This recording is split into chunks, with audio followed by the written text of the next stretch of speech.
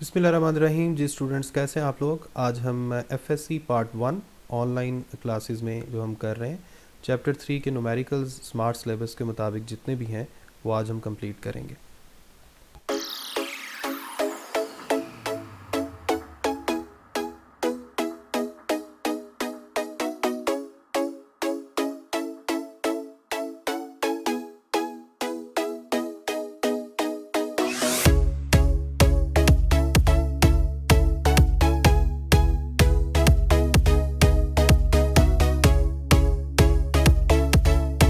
जी सामने आपको न्यूमेरिकल नज़र आ रहा है। जी सबसे पहले आज जो हम न्यूमेरिकल करेंगे वो है 3.3 जो स्मार्ट सिलेबस के मुताबिक चैप्टर 3 का न्यूमेरिकल इंक्लूडेड है।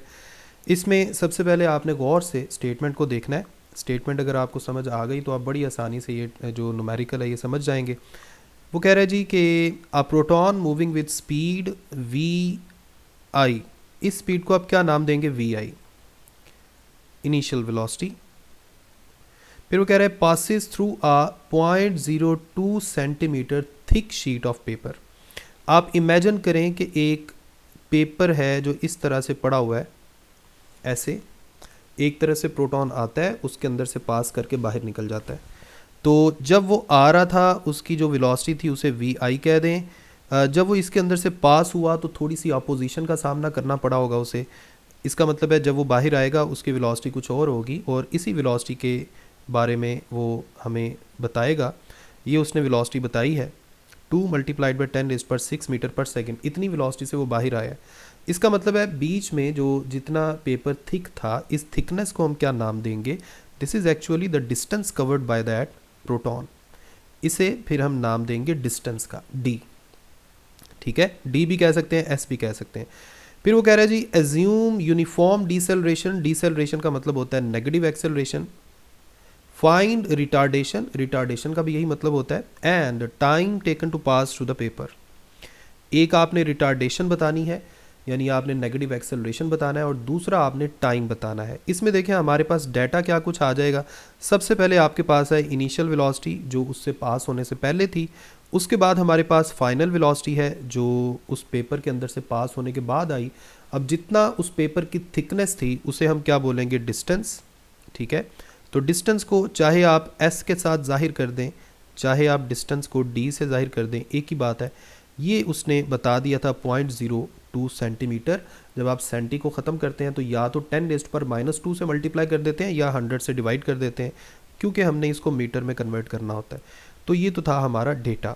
अब हमने फाइंड क्या करना है, फाइंड हमने करना है रिटार्डेशन यानी नेगेटिव एक्सेलरेशन और टाइम टेकन। तो इसके लिए बड़ा आसान मेथड है। आपने सॉल्यूशन में क्या करना है जी, सॉल्यूशन सबसे पहले हम ऐसा करते हैं, first equation of motion, first equation of motion को लिखते हैं जी, बल्कि फर्स्ट इक्वेशन ऑफ मोशन की बजाय हम लिखते हैं third equation of motion.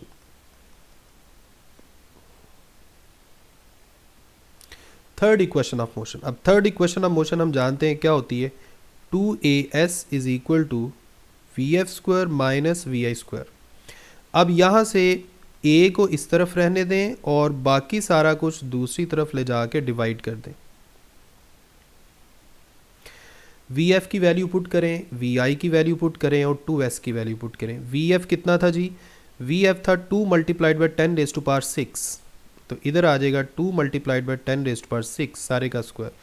vi की जगह पुट करेंगे 1 × 10⁻⁷, 1 × 10⁻⁷, इसका स्क्वायर किया। नीचे डिस्टेंस की जगह आ जाएगा ये 0.02 × 10⁻⁻², 0.02 × 10⁻⁻²। जब आप इस सब को जब आप इस सब को कैलकुलेट करेंगे तो आपके पास आपका जो आंसर है वो आ जाएगा जी -2.4 × 10⁻17, -2.4 × 10⁻17। एक्सेलरेशन का ऐसा यूनिट क्या होता है, मीटर पर सेकंड स्क्वायर। तो ये आपके पास एक्सेलरेशन आ गया, एक चीज़ आ गई। अब दूसरी चीज़ हमने क्या फाइंड करनी थी जी, दूसरा हमने फाइंड करना था टाइम। अब टाइम फाइंड करने के लिए हम फर्स्ट इक्वेशन ऑफ मोशन अगर यूज़ करें तो हमारा काम चल जाएगा। V f is equal to v i plus a t. अब यहाँ से आप वी एफ के साथ ही उसे ले आए वी आई को, v f minus v i is equal to a t. यहाँ से टाइम आपके पास आ जाएगा v f minus v i divided by a. अब वी एफ की वैल्यू क्या थी? वी एफ था हमारे पास जी जी वी एफ था 2 इंटू 10⁻⁶ और वी आई था 1 इंटू 10⁻⁷। 2 इंटू 10⁻⁶ और वो था 1 इंटू 10⁻⁷। और नीचे आ जाएगा एक्सेलरेशन जो आपने फर्स्ट पार्ट में फाइंड किया, -2.4 इंटू 10⁻17। अब देखें, आप ऊपर छोटी में से बड़ी को माइनस कर रहे हैं तो जो आंसर है वो नेगेटिव में आएगा, नीचे भी माइनस का साइन है वो नेगेटिव, उस नेगेटिव से कैंसिल हो जाएगा और कैलकुलेटर से आपको जो फाइनल आंसर पता चलेगा वो पता चलेगा 3.3 मल्टीप्लाइड बाई 10⁻⁻11 सेकेंड। ये आपके पास न्यूमेरिकल कंप्लीट हो गया जी। इसके बाद हम चलते हैं अपने नेक्स्ट न्यूमेरिकल की तरफ, और वो जो नेक्स्ट न्यूमेरिकल है आपके पास वो है 3.6। अब इसमें सिचुएशन ये है जी, a boy places a firecracker. एक बच्चा जो है, जो बच्चे हरकतें करते हैं यहाँ भी वही हरकत कर रहा है। एक फायर क्रैकर है यानी एक पटाखा है छोटा सा, जिसका मैस उसने बता दिया है 40 ग्राम। आप ऐसा करें, इस फायर क्रैकर के मैस को M1 का नाम दे दें। He plugs the end with a wooden block. उसने इस फायर क्रैकर के को जिस कैन के अंदर रखा, छोटे से कैन के अंदर, उस कैन को उसने एक वुडन ब्लॉक के साथ बांध दिया एक रस्सी की मदद से, और उस वुडन ब्लॉक का मैस था 200 ग्राम। इस मैस को आप M2 का नाम दे दें। After igniting the fire cracker, उसने फायर क्रैकर को इग्नाइट किया यानी उसको जलाया, फिर उसको कैन के अंदर रखा और फिर कैन को हवा में उछाल दिया। He throws the can straight up, it explodes at the top of its path. यानी वो जो कैन है वो अपने मैक्सिमम हाइट पे जाके एक्सप्लोड हुआ। अब एक्सप्लोड जब वो होगा तो कैन कहाँ पे है? मैक्सिमम हाइट पे। कहने का मतलब ये है कि कैन अपनी टॉप मोस्ट पोजीशन पे है। नेक्स्ट अगले ही लम्हे में उसने नीचे आना था, लेकिन आप जानते हैं जब किसी चीज़ को वर्टिकली ऊपर फेंका जाता है तो वो जब अपने टॉप मोस्ट पॉइंट पे पहुंचता है तो वो थोड़ी देर के लिए रुकता है। तो कैन भी उस वक्त थोड़ी देर के लिए रुका हुआ था जब धमाका हुआ।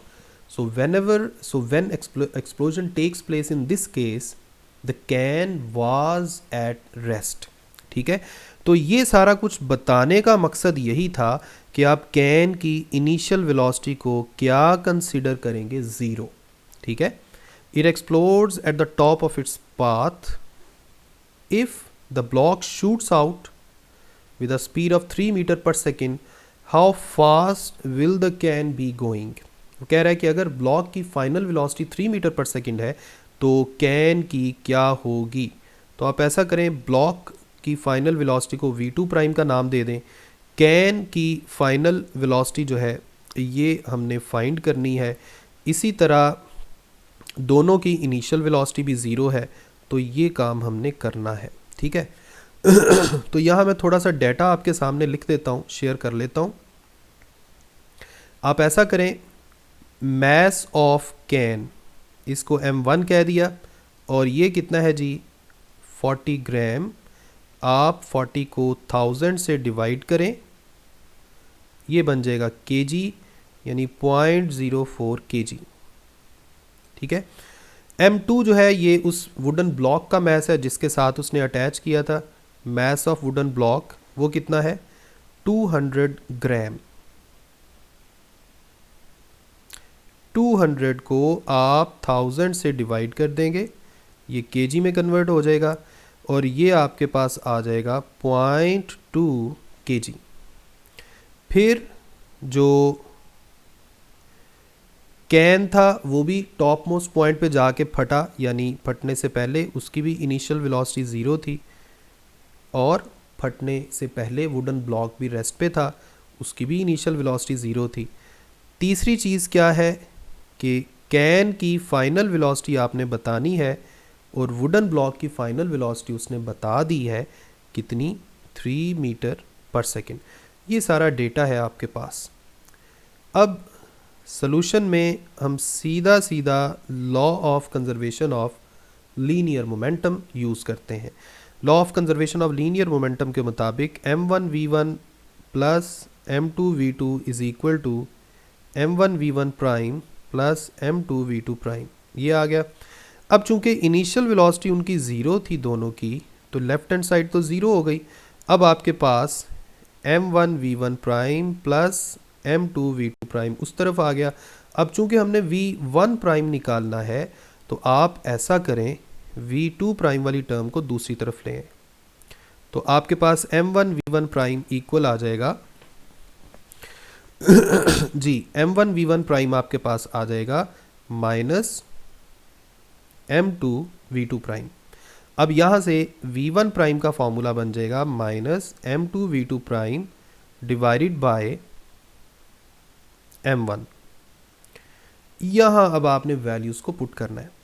m2 किसके इक्वल था जी? m2 इक्वल था जी हमारे पास 0.2 kg, 0.2। v2 प्राइम कितना था? 3। और m1 कितना था जी? m1 कितना था? m1 था हमारे पास 0.04, 0.04। अब आप जब इनको कैलकुलेट करेंगे तो आपके पास आंसर आ जाएगा -15 metre per second. So this is the final velocity of can. Negative sign क्या शो कर रहा है? क्योंकि अगर वुडन ब्लॉक एक डायरेक्शन में जा रहा है तो नेगेटिव साइन का यहाँ मतलब ये है कि नेगेटिव साइन अपोजिट डायरेक्शन में जा रहा होगा। अब हम आ जाते हैं अपने नेक्स्ट न्यूमेरिकल की तरफ और ये है प्रॉब्लम नंबर 3.7। इसमें वो कह रहा है जी एक इलेक्ट्रॉन है, उसने जाके एक स्टेशनरी हाइड्रोजन एटम को जाके हिट किया है। आपने कंसिडर करना है कि ये जो कोलिजन है ये इलास्टिक कोलिजन है, तो फाइंड क्या करना है, अब एक दफ़ा हम देख लेते हैं। एन इलेक्ट्रॉन का मास गिवन है, ये आपको याद भी होना चाहिए, 9.1 into 10⁻31 kg। Travelling at this speed, electron की इनिशियल वेलोसिटी उसने बता दी है। आप ऐसा करें, इलेक्ट्रॉन के मास को m1 कह दें, इलेक्ट्रॉन की इनिशियल वेलोसिटी को v1 कह दें। Undergoes an head on collision with a hydrogen atom. Hydrogen atom जो है ये चूँकि टारगेट है, इसे आप m2 बोल दें, इसके मास को आप m2 बोल दें, which is initially at rest.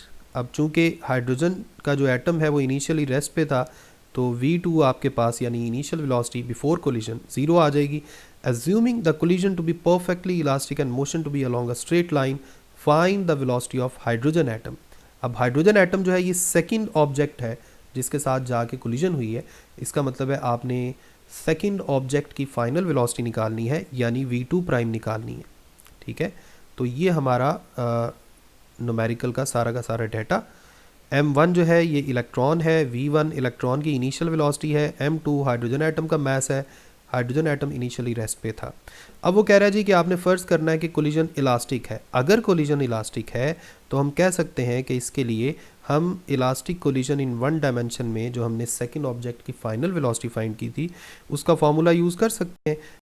Formula use किया, v2 वाली टर्म जो है उसकी जगह 0 पुट किया, वो सारी 0 हो गई। फिर यहाँ पे सिंपली आपने सब की वैल्यूज़ को पुट कर देना है। चारों वैल्यूज़ को पुट कर दिया, तीनों वैल्यूज़ को। अच्छा, नीचे ये m1 और m2 की वैल्यूज़ को जब आप पुट करेंगे तो उसको ऐड करके नीचे इकट्ठा लिखा गया है। m1 कितना था जी, ये देखें इस तरह होगा, 2 multiplied by 9.1 into 10⁻31।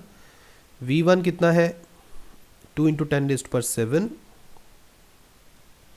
2 into 10⁻7 divided by m1 है 9.1 इंटू 10⁻31 और m2 था mass of hydrogen atom 1.67 multiplied by 10⁻⁻27। जब आप ये सारी वैल्यूज़ जो हैं इनको कैलकुलेट करेंगे तो आपके पास जो फाइनल आंसर आएगा, इसका फाइनल आंसर आपके पास ये आएगा। ठीक है, इसके बाद आपके पास नेक्स्ट न्यूमेरिकल 3.8। 3.8 न्यूमेरिकल में वो कह रहा है जी कि एक ट्रक था, अ ट्रक, इसके मैस को आप m1 का नाम दे दें, दिस इज़ कंसिडर m1। इस ट्रक ने एक इनिशियल वेलोसिटी अटेन की हुई थी 21 metre per second, collides with a stationary car. ये जो 21 मीटर पर सेकंड है, ये ट्रक की इनिशियल वेलोसिटी है, इसे v1 कह दें। कार जो है वो स्टेशनरी थी, यानी टारगेट रेस्ट पे था, तो गाड़ी की इनिशियल वेलोसिटी यानी v2 की जगह 0 पुट कर दिया। कार का जो मास है उसे आप m2 कह सकते हैं, वो 1000 kg गिवन है, this is m2। The truck and the car move together after the impact. दोनों की फाइनल वेलोसिटी सेम है क्योंकि दोनों ने एक ही वेलोसिटी से जाना शुरू कर दी है, यानी v1 प्राइम ट्रक की final velocity, v2 prime car की फाइनल वेलोसिटी, ये दोनों बराबर हैं। अगर ये दोनों बराबर हैं, दोनों की जगह v यूज़ कर सकते हैं, यही v हमने फाइंड करना है। तो ये सारा डेटा आपके सामने है। ये ट्रक का मास, ट्रक की इनिशियल वेलोसिटी, कार का मास, कार की इनिशियल वेलोसिटी, और दोनों की जो कंबाइंड वेलोसिटी है ये हमने फाइंड करनी है। तो law of conservation of linear momentum जो है वो हम यूज़ करेंगे यहाँ पर। मैं यहाँ पर भी आपको खुद से कर देता हूँ। Law of conservation of linear momentum के मुताबिक m1v1 plus m2v2 must be equal to m1v1 prime plus m2v2 prime. अब देखें, दोनों की फाइनल वेलोसिटी तो सेम है, उसकी जगह हमने v पुट करना है, और जो कार थी उसकी इनिशियल वेलोसिटी 0 थी, ये वाली टर्म 0 हो गई। आपके पास बन गया m1v1 इज़ इक्वल टू, यहाँ v पुट कर दिया और v कॉमन आ गया ब्रैकेट के अंदर, m1 प्लस m2, और v आपके पास इस सारे से इधर डिवाइड कर दें, आपके पास आ जाएगा m1v1 divided by m1 plus m2। अब आप यहाँ पर वैल्यूज़ पुट कर सकते हैं। ट्रक का मास था 2500, जो वेलोसिटी थी ट्रक की वो 21 थी। ट्रक का मास 2500, कार का मास 1000। आपके पास ये बन जाएगा 2500 मल्टीप्लाइड बाई 21 डिवाइडेड बाई 3500, ये 7 पे गया, इस तरह से ये इस पे गया, ये 5 पे, और आपका आंसर 15 मीटर पर सेकंड आ गया। Now this is your answer.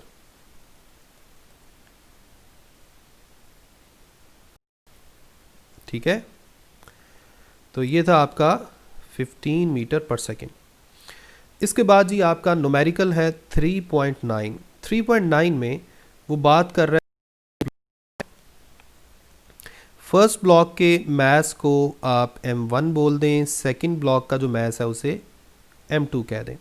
Are attached at the two ends of a compressed spring. वो कह रहे हैं दो ब्लॉक्स हैं, उनको आपने एक कंप्रेस्ड स्प्रिंग के साथ अटैच करके रखा हुआ है, यानी ये कंप्रेस्ड स्प्रिंग है और ये दो ब्लॉक्स हैं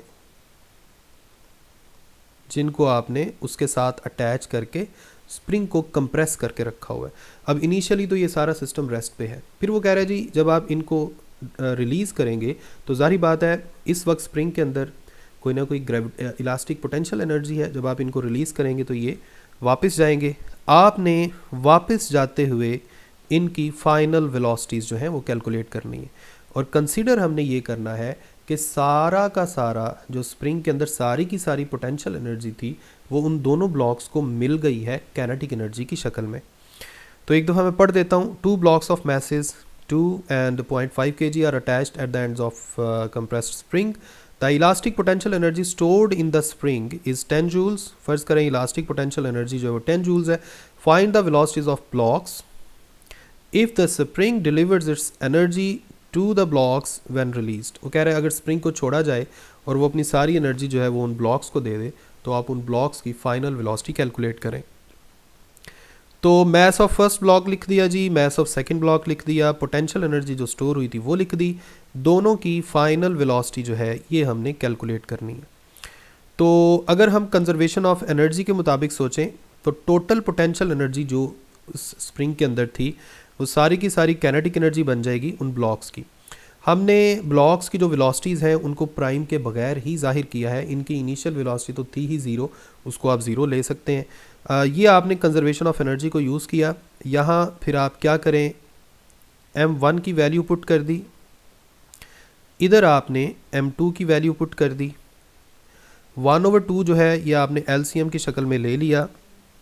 ये 2 जो है ये उधर चला जाएगा और इसे 20 बना देगा। इस तरफ आपके पास आ गया 2v1 स्क्वायर 0.5 v2 स्क्वायर। अब आप दोबारा दोनों तरफ 2 से मल्टीप्लाई कर दें।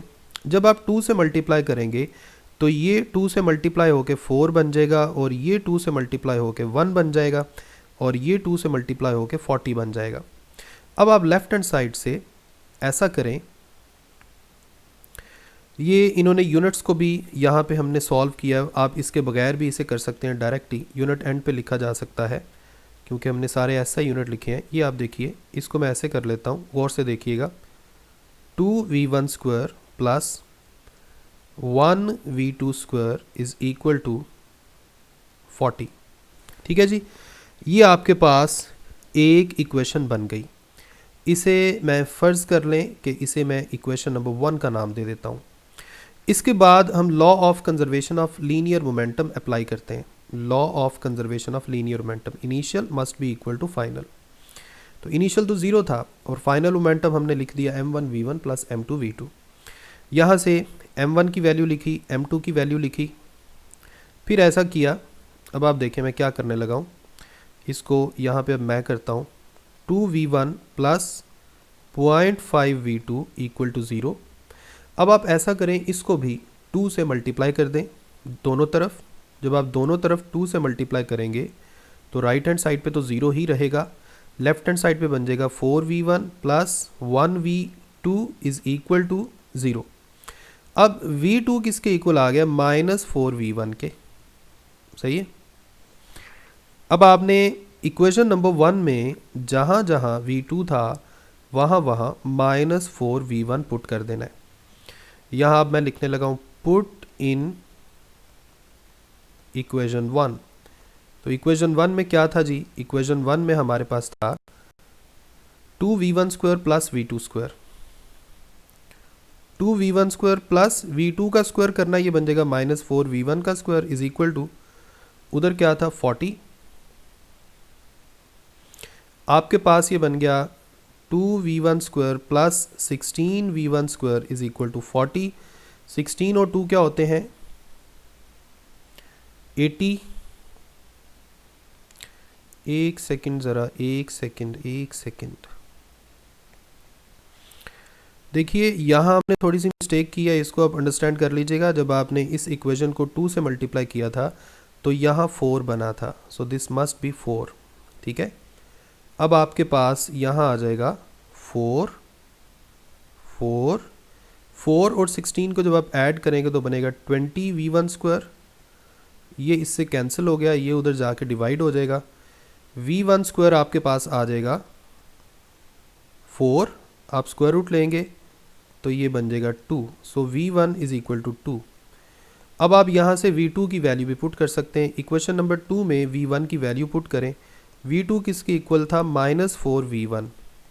v1 2 है तो ये आ जाएगा -8। ऐसा यूनिट आप इनके लगा लें, मीटर पर सेकेंड। तो v2 जो है ये आपके पास -8 और v1 की वैल्यू आ गई 2।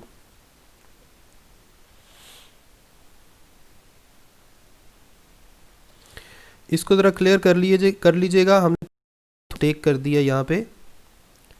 जब आपने इसको यहाँ डिवाइड करना था इसके साथ तो 2 आना था, लेकिन हमने यहाँ पे 4 लिखा था, ये 2 बन गया।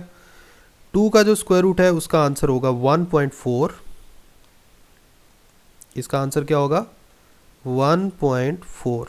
मैं भी कहूँ कि इसका ये आंसर आता नहीं है, ये कैसे आ गया। ठीक है, इसकी जगह आ जाएगा 1.4 और जब आप यहाँ पे 1.4 पुट करेंगे तो आपका इसका आंसर आएगा 5.6।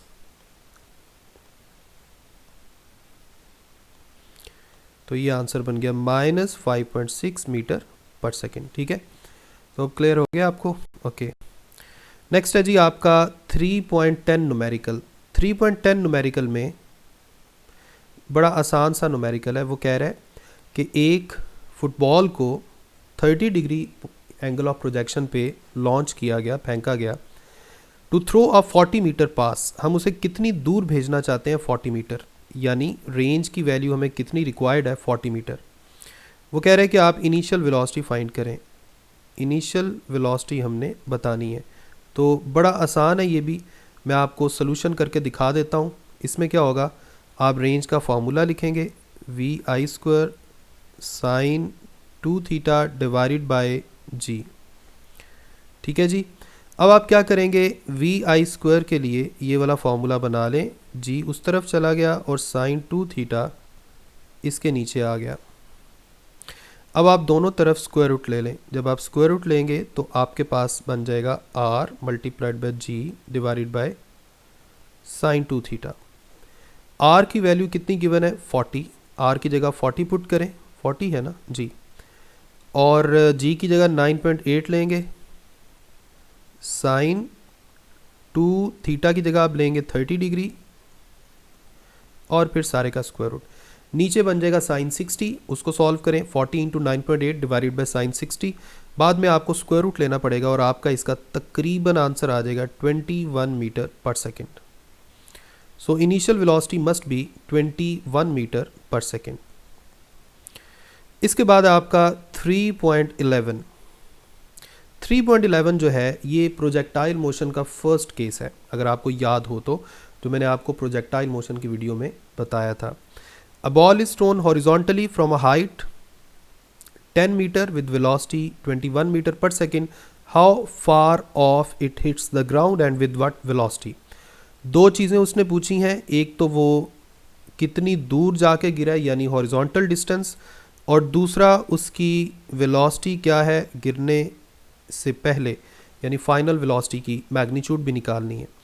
अब चूंकि यहाँ हमने प्रोजेक्टाइल को या जो भी ऑब्जेक्ट है इसको हॉरिजॉन्टली फेंका था, तो इसका मतलब ये हुआ कि हमने जो शुरू में वेलोसिटी दी वो इनिशियल वेलोसिटी का x कंपोनेंट था। इसलिए vix की वैल्यू आपके पास है जो गिवन है 20 मीटर पर सेकेंड। viy हमने नहीं सप्लाई किया यानी वो ज़ीरो था। ठीक है, मैं यहाँ पे एक रफ सी डायग्राम भी बना देता हूँ। ये हाइट थी, उस ऑब्जेक्ट को ऐसे फेंका vix वेलोसिटी के साथ, और ये थी 21 मीटर पर सेकेंड। उसने पैराबोलिक पाथ फॉलो करके नीचे आके गिर गया।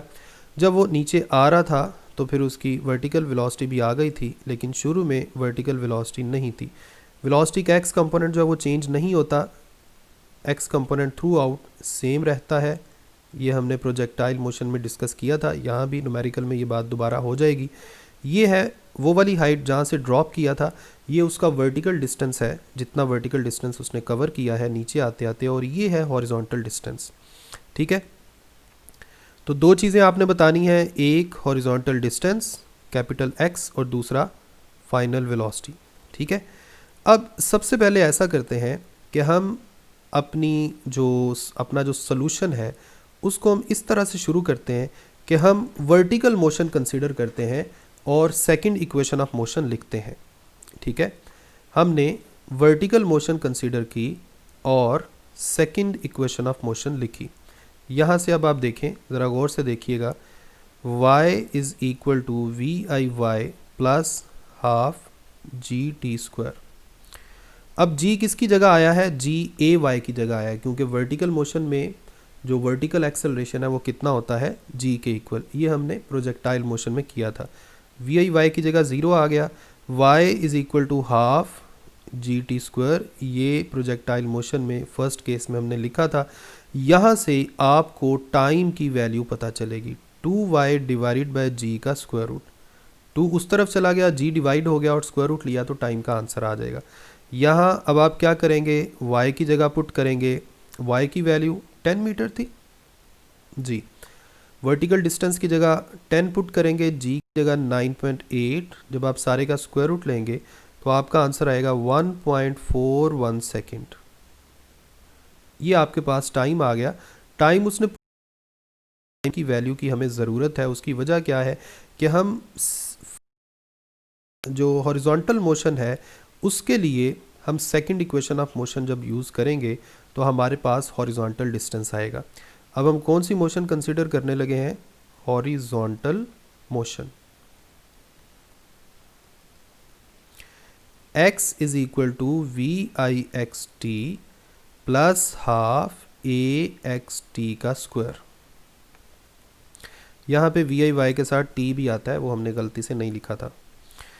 अच्छा, v i x t plus half a x t square. Horizontal motion में हम जानते हैं कि प्रोजेक्टाइल मोशन में एक्सेलरेशन ज़ीरो होता है, तो आपके पास x आ गया v i x multiplied by t. अब वी आई एक्स कितना गिवन है ये उसने बता दिया है 21 मीटर पर सेकेंड। तो वी आई एक्स की जगह आप 21 पुट कर लें। टाइम जो अभी अभी हमने कैलकुलेट किया है, जब आप इनको पुट करेंगे तो आपके पास हॉरिजॉन्टल डिस्टेंस का आंसर आ जाएगा 30।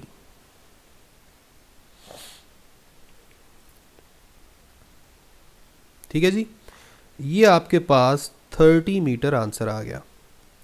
तो ये एक चीज़ थी जो उसने पूछी थी, ये हमने कैलकुलेट कर ली। अब बारी है दूसरी चीज़ की जो उसने पूछी है। 30 पूछी है वो है फाइनल वेलोसिटी। अब अगर मैं आपसे फाइनल वेलोसिटी के बारे में पूछूं तो आपको याद होगा जो हमने अपने लेक्चर में किया था।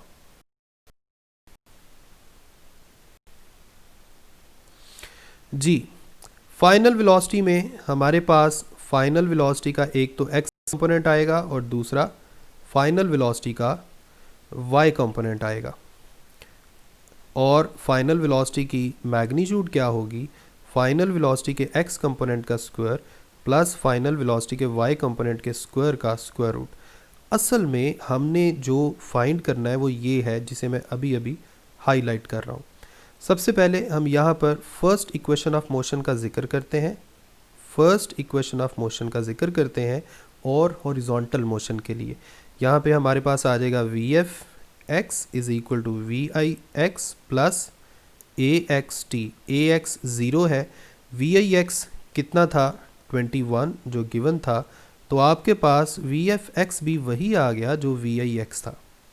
अब दूसरी दफ़ा हम दोबारा से फर्स्ट इक्वेशन ही लिखेंगे बट फॉर वर्टिकल मोशन। ये आपके पास आ जाएगा v f y is equal to v i y plus a y t. अब वी आई वाई यहाँ पर ज़ीरो था, ए वाई की जगह जी आ जाएगा। जी कितना है 9.8, टाइम की वैल्यू 1.41 निकाली थी। तो इस तरह से आपके पास जो वी एफ वाई है, वी एफ वाई वो आपके पास आ जाएगा 13.8 मीटर पर सेकेंड। तो v i v f x भी आ गया और वी एफ वाई भी आ गया, वी एफ वाई भी और वी एफ एक्स भी। अब आप इन दोनों वैल्यूज़ को फाइनल इस रिलेशन में यूज़ कर लें। जब आप इसमें यूज़ करेंगे v f x square plus v f y square, इसकी जगह जब आप यूज़ करेंगे 21 का स्क्वायर प्लस ये जो 13.8 आया है इसे हम राउंड ऑफ करके 14 भी लिख सकते हैं, 14 का स्क्वायर सारे का स्क्वायर रूट। तो आपके पास इसका फाइनल आंसर आएगा जी तकरीबन 25 और यूनिट वेलोसिटी का बनेगा metre per second. This is your second answer. ये कैलकुलेशन है, इसमें हमने फाइनल वेलोसिटी निकाली है और ये जो दो आपको छोटी छोटी इसमें हमने हॉरिजॉन्टल डिस्टेंस जो उसने कवर किया है वो फाइंड किया था। तो मैंने थोड़ा आपको सिंपल करके बता दिया है, जो बुक में पहले से लिखा था वो थोड़ा लेंथी था। इसके बाद आपका न्यूमेरिकल नंबर 13 है और न्यूमेरिकल नंबर 13 में बड़ा ही आसान वो क्वेश्चन कर रहा है। वो कह रहा है कि आपने find the angle of projection of a projectile for which its maximum height and horizontal range are equal. तो जब वो आपसे कह दे कि एक बात ऐसे है तो वैसे ही मान लें, यानी उसने कह दिया है कि हाइट और रेंज की वैल्यूज़ बराबर है तो आप उनको बराबर कर दें। पूछा उसने क्या है? Angle of projection. तो बड़ा आसान है, मैक्सिमम हाइट का फार्मूला लिखें v i square divided by 2g sine square theta is equal to range का फार्मूला होता है v i square sine 2 theta divided by g. अब क्या कुछ कैंसिल होगा, ये नीचे से एक जी कैंसिल हो गया, वी आई स्क्वायर कैंसिल हो गया। अब आगे क्या करना है, लेफ्ट हैंड साइड पे आपके पास आ गया sine square theta divided by 2 g, sine square theta divided by 2 is equal to, ये जो साइन 2 थीटा है इसे ओपन करके लिखें तो बनेगा 2 sine theta into cos theta divided bye कुछ भी नहीं है। अब यहाँ से एक साइन थीटा भी कैंसिल हो जाएगा। अब आप ऐसा करें, लेफ्ट साइड पे एक साइन थीटा है डिवाइडेड बाय 2 है, राइट साइड पे 2 कॉस थीटा है, कॉस थीटा को इधर ले आए, 2 को उधर ले जाए, तो लेफ्ट हैंड साइड पे साइन डिवाइडेड बाय कॉस हो जाएगा इज इक्वल टू, ये 2 उधर जाके 4 बना देगा और यहाँ से tan थीटा 4 के इक्वल आ गया। जब आप थीटा को इधर रहने देंगे, tan को उधर ले जाएंगे तो वो उधर जाके tan इनवर्स 4 हो जाएगा और कैलकुलेटर से जब आप कैलकुलेट करेंगे तो इसका आंसर आएगा 76 डिग्री। तो ये भी आपने याद रखना है क्योंकि ये जो 76 डिग्री है ये कुछ MCQs में भी आ जाता है। तो ये थे जी चैप्टर 3 के आपके न्यूमेरिकल्स। मैं उम्मीद करता हूँ कि आपको इनकी समझ आ गई होगी। आप इनकी खुद से लिख के भी प्रैक्टिस ज़रूर कीजिएगा क्योंकि जब तक आप प्रैक्टिस नहीं करेंगे आपको इनकी ठीक से अंडरस्टैंडिंग नहीं होगी। ओके जी, अगली वीडियो तक अपना ख्याल रखें, मुझे अपनी दुआ में याद रखें। अल्लाह हाफिज़।